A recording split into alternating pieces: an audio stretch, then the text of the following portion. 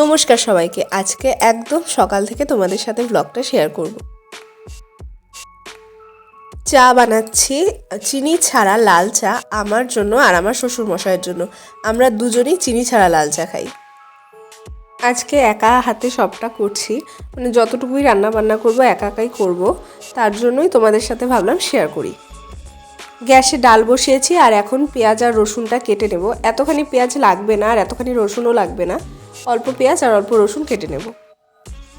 ডালের জন্য পেঁয়াজ আর রসুন কাটা হয়ে গেছে। আমার ডালের মধ্যে পেঁয়াজ ফোড়ন আর রসুন ফোড়ন দিয়ে খেতে বেশি ভালো লাগে। তোমরা কিভাবে খাও ডালটা? এখানে ডাল প্রায় হয়েই গেছে আর এখানে ভাতটা বসিয়েছি, এরপরে বাকি রান্নাটা করব। ডালের সাথে খাওয়ার জন্য কিছু একটা চাই, তাই বেগুন ভাজা করে নিলাম। বেগুন ভাজা আমার এমনি খেতেও ভালো লাগে, বেগুন ভাজা আমার খুব প্রিয়। আর এখানে হচ্ছে মাংসের প্রিপারেশন করে সমস্তটাই বসিয়ে দিয়েছি। আর তোমাদের সাথে আমি আজকে রান্নার ব্লগ শেয়ার করছি না, আমি আমার পুরো দিনের ব্লগটাই শেয়ার করব। সমস্ত কমপ্লিট। এখানে মাংস করা আছে, এখানে ডাল আছে, ভাত করা আছে, লাগলে আরেকবার বসাবো। আর এখানে বেগুন কাটা আছে ডালের সাথে খাওয়ার জন্য। এর আগের দিন যখন পুজো দেওয়ার জন্য ফুল তুলতে এসেছিলাম তখন দেখি এই গাছের মধ্যে দু রঙের ফুল হয়ে আছে, একটা লাল রঙের আর একটা চন্দন জবা যেটা বলে সেরকম ফুল। আজকেও সাজি ভর্তি ফুল উঠেছে। এই দিনগুলো আমার এর জন্যই ভালো লাগে, কারণ অনেক ফুল ফোটে, গাছগুলো যেন প্রাণ ফিরে পায়। পুজো দেওয়া তারপরের ভিডিওগুলো আর করা হয়নি আমার। আর এখন সন্ধ্যাবেলা প্রচণ্ড খিদে পাচ্ছিল আমার, তার জন্য রোহনকে বললাম একটু কিছু নিয়ে আসতে। ও চাউমিন এনেছিল আর কোক এনেছিল, এটা দুজনে মিলে শেয়ার করে খাবো।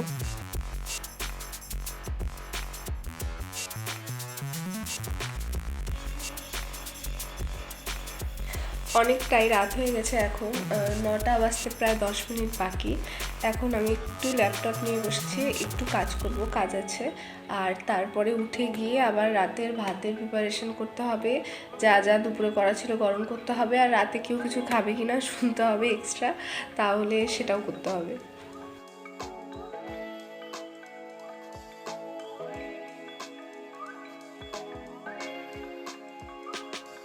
ফোনটা আসলে এক হাতে ধরা আর এক হাতে টাইপ করছি, ওই এক হাতে টাইপ করতে প্রবলেম হচ্ছে আমার একটু, তাই আমি এখন আগে কাজটা করে নিয়ে তারপরে আবার ক্যামেরাটা অন করব।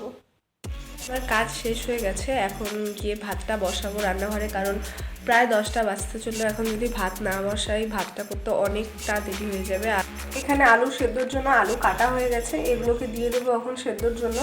এগুলো ভাতে দিলাম না, কারণ ভাত থেকে বের করতে অনেক মুশকিল হয়, এগুলো খুঁজে খুঁজে বের করতে হয়, ভাতটা ঘেটে যায়, তাই এখন এগুলো আলাদাই সেদ্ধ করতে দেবো।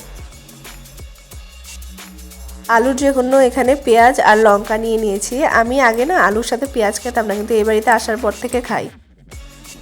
এই গাছটাকে দেখছো, এই গাছটা জানো তো সারা শীতে একটাও পাতা দেয়নি, কিন্তু এই বসন্তকাল আসার পর থেকে আবার নতুন পাতা বেরোচ্ছে। আমি তো ভাবছিলাম গাছটা নষ্টই হয়ে গেছে, কিন্তু না, গাছটা এখনও ভালো আছে। এই গাছটা যে শীতে একটাও পাতা দেবে না আমি জানতাম না, তাই আমি ভয় পেয়ে গেছিলাম যে গাছটা কি হলো, নষ্ট হয়ে গেল নাকি। তাই এখন এখানে একটু জল দিয়ে নিচ্ছি, এখন তো গরমের দিন, জল তো প্রয়োজন গাছের।